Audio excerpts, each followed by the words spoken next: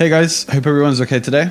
Today we've got Ras, who is a wicked mastering engineer. He's worked on many of the releases we've done here at the studio. And today we're going to talk a little bit about mastering, what it is, why you need it.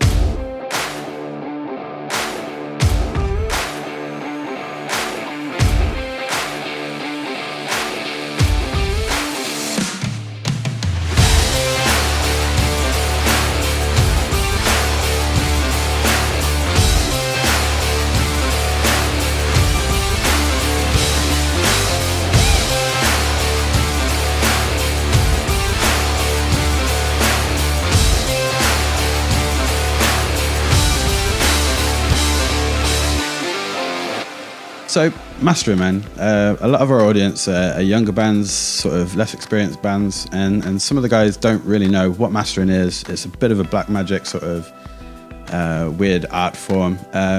So yeah, we want to explain sort of the basics about mastering and why you need it? Sure. Mastering is ultimately the final step before your material is released. And it is an absolutely crucial step because the final thing that's going to make your music, your very hard work, your art form, and everything you work so hard for get the final touch of high definition quality and enhancements to make it reproducible correctly across a bunch of different speaker systems, preferably all speaker systems, but you never know. I mean, if people play stuff through a shit speaker, it's going to sound shit. Yeah. There's nothing you can do about that. And it's a hard one these days because there's so many different forms of listening to music, from smart TVs and cars and AirPods and stuff. So it's a really difficult one. Yes, it is. There are steps to take to try and make it come across as best as possible across all the fucking formats. Sorry for swearing, that just came out. But all the formats that are out there. But ultimately it's about making the right choices for what your music is trying to achieve. And that's why it's good to have not only someone else master your music, but it's another set of ears that will listen on higher scaled equipment, like much higher quality for bigger definition and more transition of what that material is. And with everything that's going on, I had a friend ask me today, not today, but the other day, because they've just finished their album, or at least they say it's album, and they were talking about, we've got to find someone to master it, and they said, we can just use this plugin that's in Logic. Don't, for the love of God, let AI decide what your music should sound like. Yeah, please don't. That's ridiculous. It is just the wrong thing. One, you're taking out the human aspect, and also someone who's going to listen to it from a creative point of view and not a data-based, methodical point of, I'm going to tweak an EQ. That's not going to give the spirit to your music, and also it's not going to get what I think is so crucial, which is all the analog treatment and going through the converters to create this definition of sound. I think for me there's like two very different sides to mastering. There's the creative side, and then there's like the translation and the metadata. And in order to be creative, AI is not going to do that. It's just basically going off data, numbers, frequencies, algorithms. You're never going to be able to get a creative process. I mean, maybe in the next 20 years, maybe something might come, but especially right now, it's not even close, I don't think. No, and again, for me, it's unless that computer AI can, I mean, I'm sure it's possible. You could probably script it out to be able to. You need to run through this analog chain and then set some robot arms to tweak it, which you can technically. There is a company where you can rent analog gear. And they have robot arms tweaking the knobs on the other side. It's quite cool. I wanted to try it, but Let's not even go there. Like, trust someone who's got good ears, and more importantly, someone who empathizes with what you need for your music.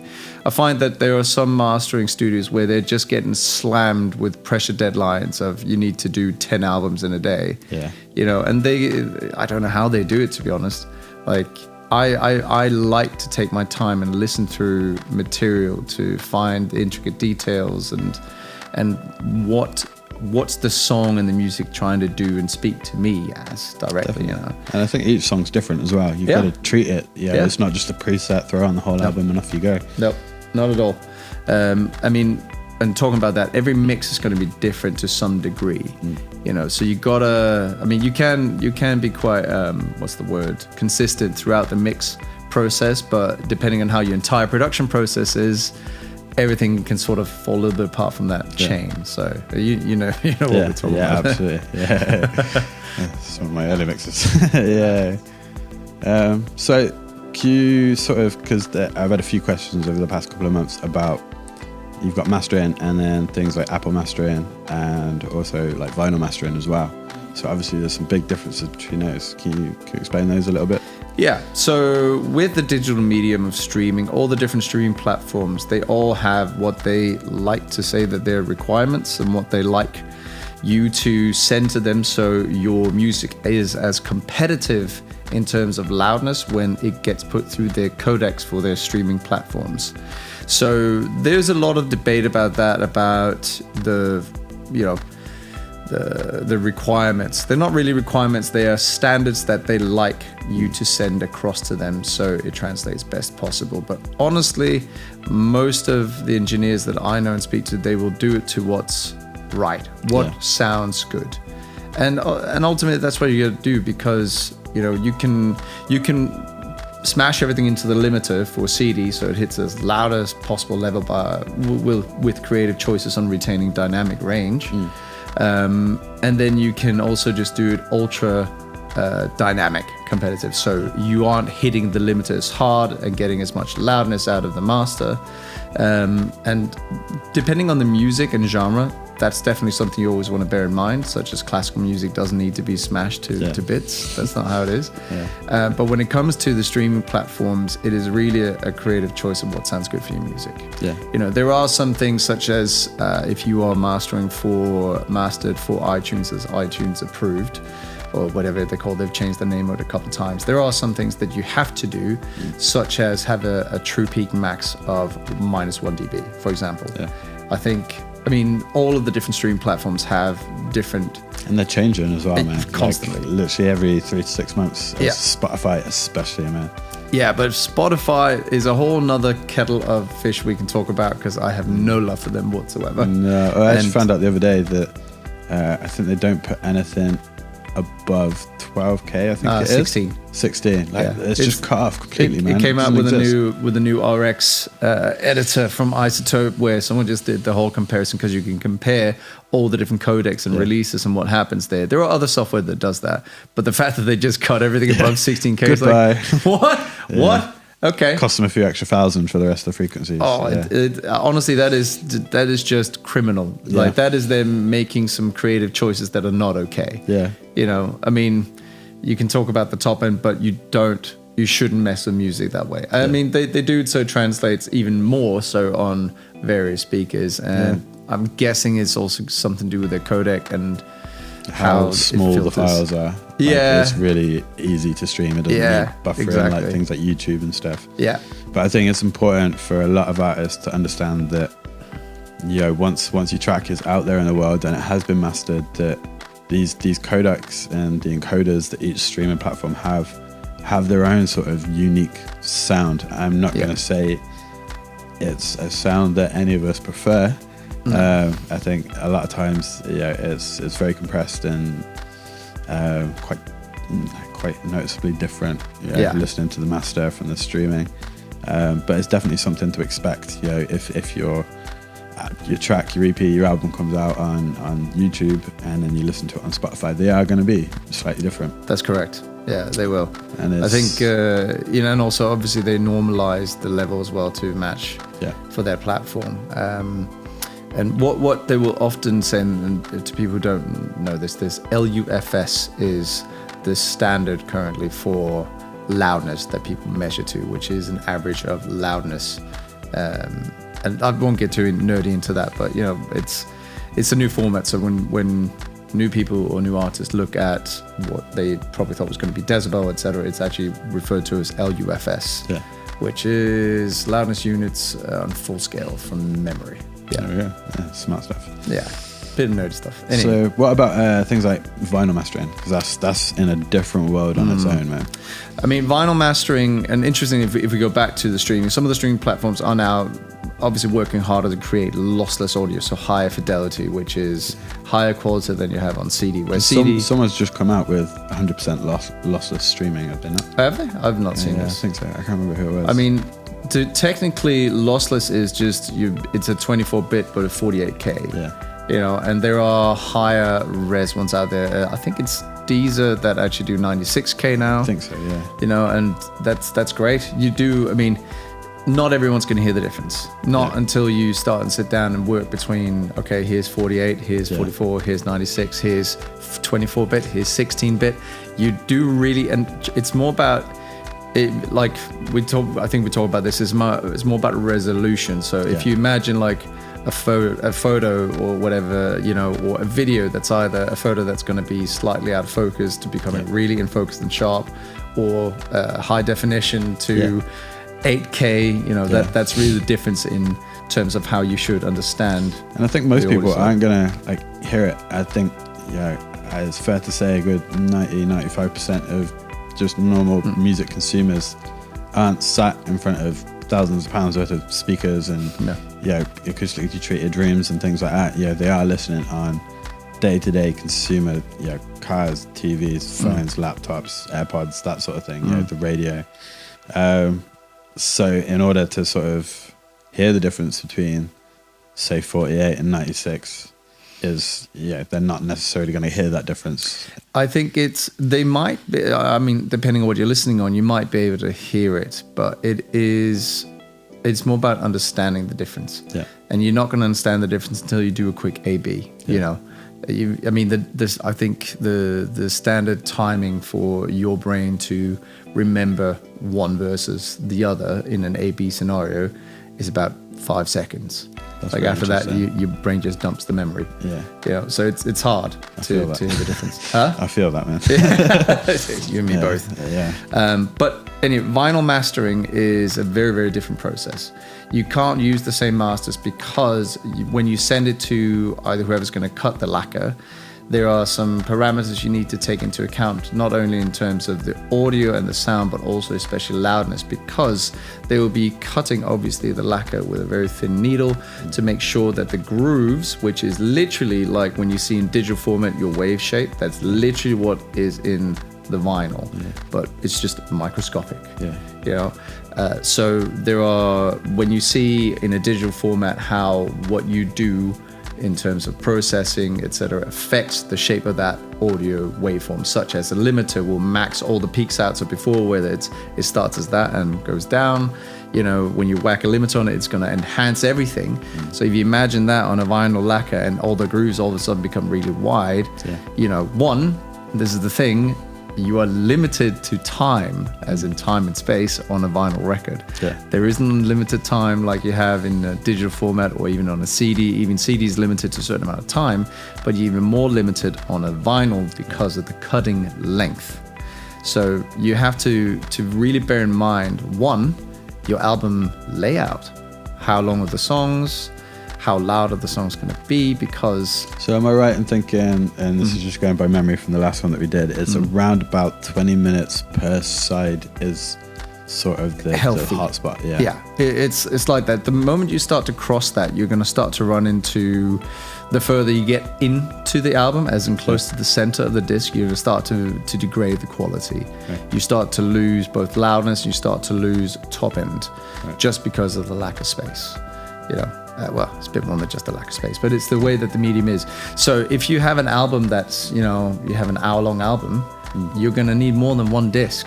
So all of a sudden you're talking, okay, we need at least 2 vinyl discs, and you've got to work out how you're going to space it out. But, you know, if you want high-quality vinyl, and if you write long songs, you're going to need a longer playset. Basically, you need 4 sides.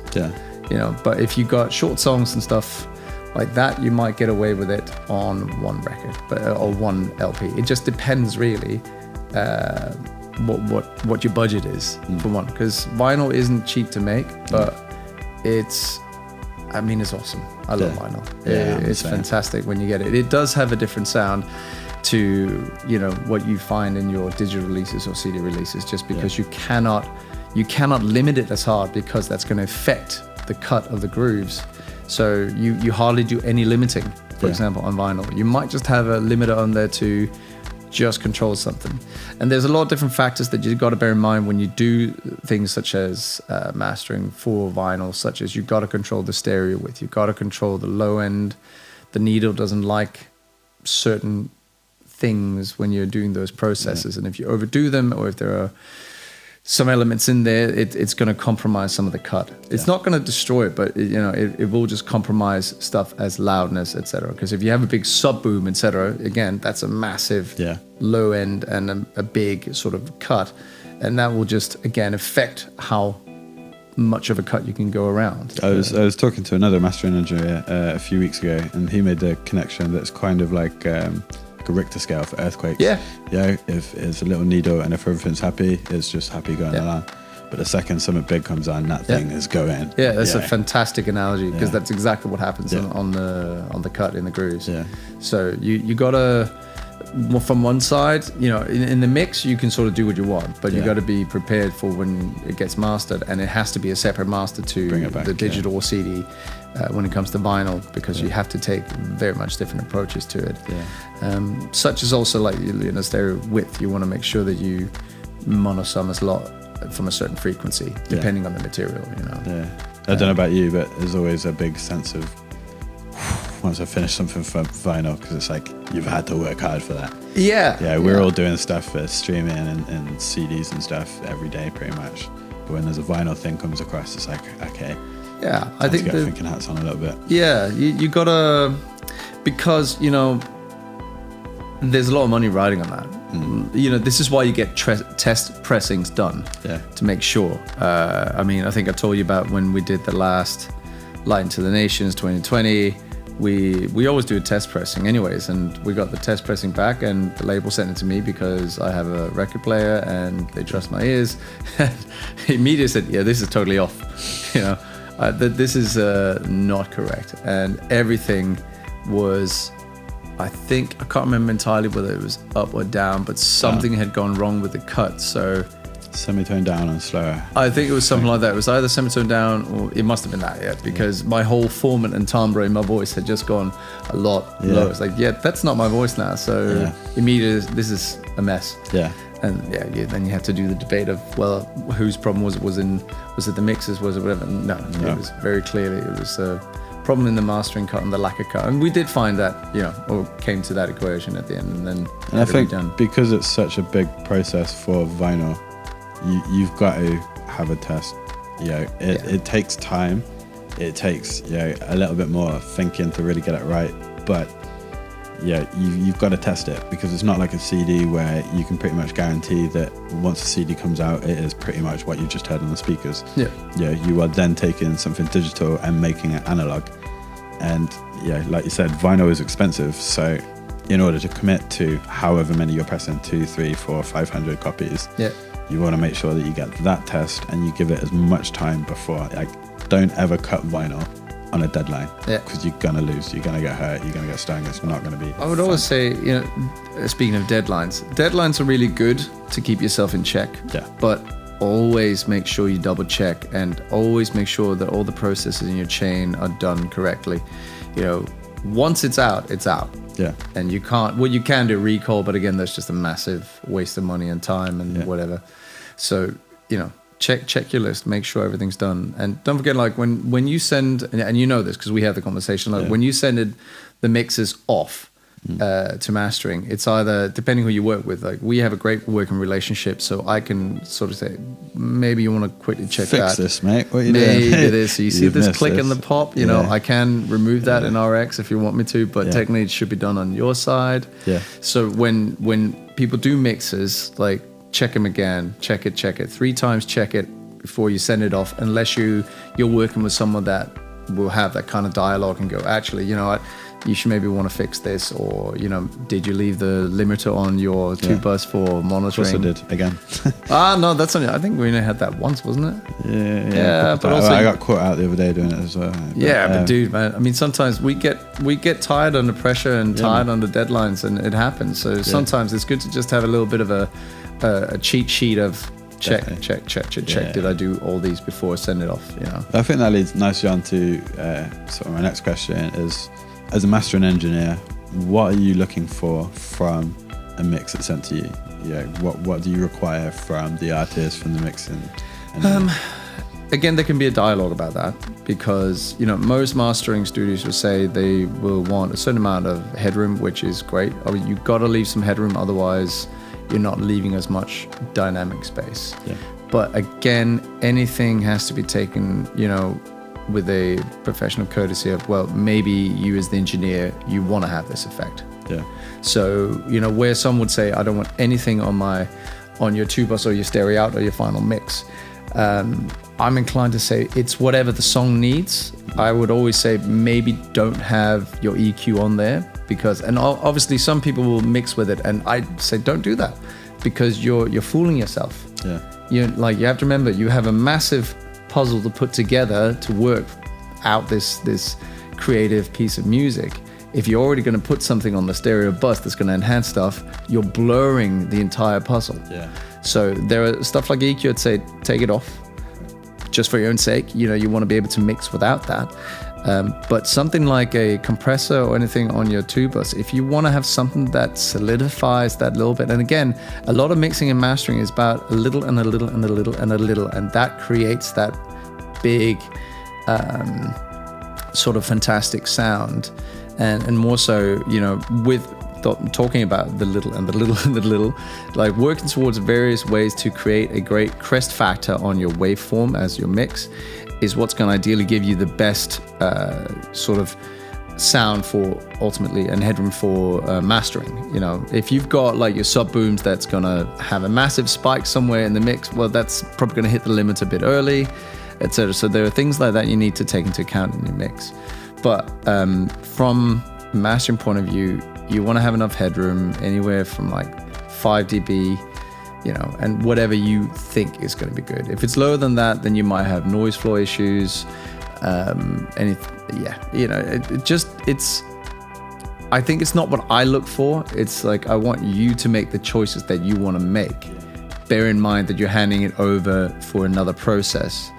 And that's where, we will take it to try and make it the best that we can. Technology has come a long way. So even if you, to some degree, depending how you mix this, we can still make it quite loud. But I know a lot of especially the new interfaces, the antelopes and whatnot, like the noise floors are so much better than what they used to compared to some of, like, let's say, the more budget range. Like some of the, Focusrite, everyone's using them. Everyone's got a Scarlett, right?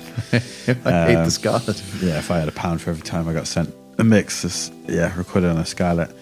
But typically, technology has come further and at quite an alarming rate. So a lot of the problems that we were maybe seeing back in sort of 80s, 90s, early 2000s aren't so much, a problem now. When I'm sort of sending off mixes, I'm always saying, anywhere between -6 to -3 is sort of where we're aiming for. That's sort of what I try and, again, something I picked off you, quite a while back now. So in terms of the actual mastering process, you've got the creative side and then you've got the more surgical side. And things like metadata. Can you talk a little bit more about that? Sure. I mean, with all the processes, besides, the surgical side, there'll be creative choices with what am I going to do in terms of sound, EQs, compressing, widening, and converters. And converters, we've talked about that loads. Converters are amazing if you choose the right ones, but each one of them has their own sound. Dangerous. I know you. I know. I showed you the dangerous, and now you are sold on it. But I told you there is another way for you to go. So including mastering is also adding all the metadata. Now, metadata is when you master, obviously you're creating for CD a final disc image of how all the songs either transition or, the cuts between, like like when if you imagine old 35mm movies, Yeah. If you imagine that reel and you're sort of cutting in between to make sure the transitions and everything tape together properly, like you did back with tape machines, basically. Yeah. So besides setting all of that up for how your album is going to sound on the whole as an experience, obviously that's something that people don't think about anymore because everyone's about singles and single tracks and streaming, right? Yeah. But ultimately, an album should be about the journey for the listener. So we work around setting all that up so when it gets made into a DDP file, which is what you send to a disc manufacturer for CD multiplication, that has to have all the information, which is all the metadata, such as your ISRC codes. Your ISRC codes are the identifying number for each of the songs. So when it gets played on radio, etc., that ISRC code is embedded, and that information gets sent back to PRS, etc., to get you paid some royalties. So that's for guys that haven't released music. That's kind of like a barcode on something you buy in Tesco's. Let's get on that, because actually, no, it's not. No? No, Okay. because that's the UPC code. So the UPC is the unique identifier code. That's the one. And that's the barcode like you find Tesco. And that also gets embedded into the metadata, which obviously then goes onto the CD sleeve when it goes out into the shops, like HMV or Amazon or wherever you're going to buy your physical copies, because you are going to buy physical copies. Buy them, man. Don't buy music. pirate them, please. Yeah, please buy music, because that's the only way that the music industry actually works. Yeah. So you've got those metadata, but there's also anything else you want to add on. Like you've got your song titles, your album titles, how it's going to look on the CD information when it comes up on an old CD player. For you kids out there that don't know what a CD player is. Hi-fi, man. Yeah, it's the thing that you put a CD in and then it has an LED screen that says the title and all that.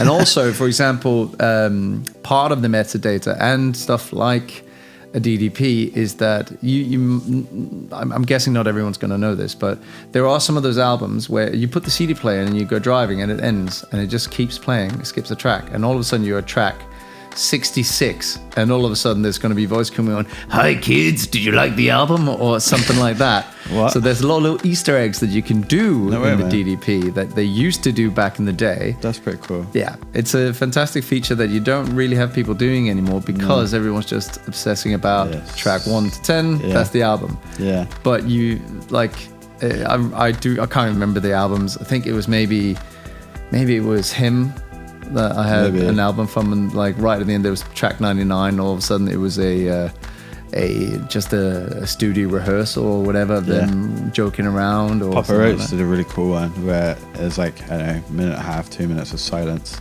after the last song, and then they just break out into a reggae song. And it's just a jam I think they had in the studio, and it was like, okay, this is a bop. We're not even gonna put it on the back cover, or it's just gonna be there for those guys. And but that's the Easter egg. That's what we did. You whacked a CD on and you listen to it start from finish. Yeah. And 9 times out of 10, you just leave it running until it started again. You'd be like, okay, let's chuck something else in. Yeah. And then, every now and then, there would be a tiny little Easter egg, and you'd be like, man, this is ace. Like, this is so cool. It's gold. It's those personal touches that are part of not only the artistry, but the entertainment side of it, Yeah. And it's the thing that, people do that because it's fun. Yeah. And because they care. Yeah. That's the whole thing. If you've ever watched that Ready Player One, I mean, there's some great, I say monologues and all that about why this and that, about why they decide this, and this is the first Easter egg and stuff, because they care, they're proud of it. Yeah. So it's the same principle. You do it because you care, because it's fun, and because here's a little bit extra. Thank you for buying the record. It could even be that you're just going to leave, on your CD DDP at the end, track 99. Thank you so very much for buying this record. Because you bought it, I can continue making music. Yeah. Because you can't do that on streaming. Can you imagine on any of the streams that, track 99 is a thank you message? Yeah. It's not the same. It's not magical. It's not a surprise. It's definitely something that's been lost over sort of formats. Yeah. You can't do that on Spotify or anything anymore. Like, it will have a hissy fit. I mean, you can't do it on vinyl.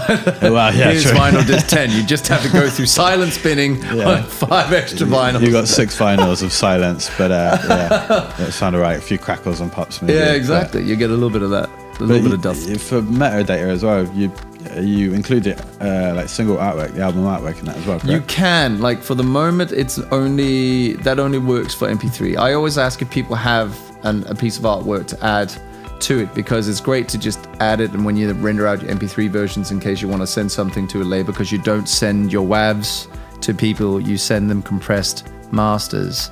That's how it works. Never send your WAV masters out to anyone unless you got it down in documentation or you absolutely trust them. So it's clear on that, because I get this question all the time. Your MP3s are the ones that you're sending out to management, to labels, to PR, to reviewers, to festivals, whatever, and the WAV ones are the ones that you're uploading to your actual streaming sites, your official videos, the actual product, I guess, itself. The reason why is like the MP3s are already run through a codec, so they're compressed down, similar to what some of the streaming sites used to do. It's not now; it's more lossless, but it is your way of giving them a not final high definition master. Yeah, they will still listen to it, but it is compressed down in quality by masses, and you can't uncompress it and regain the same. Yeah. There are some software that says it can, but you still lose. You still lose it. Once it's encoded, the data's limited. Then you know what I mean.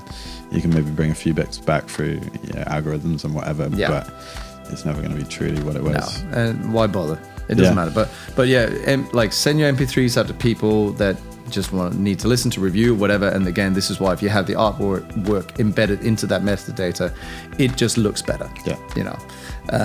There are a bunch of other ways that you can do things like that. For example, what I do with Samply, whenever I get an album, that I've mastered and I want to send it to the clients or whatever, I can upload it onto my Samply profile, and I can show, or what's the word?